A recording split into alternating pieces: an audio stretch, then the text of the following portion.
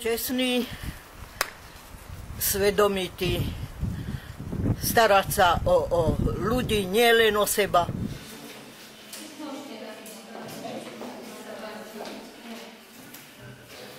Byť spravodlivý a viac sa bať o ľudí, starať sa o zamestnanosť.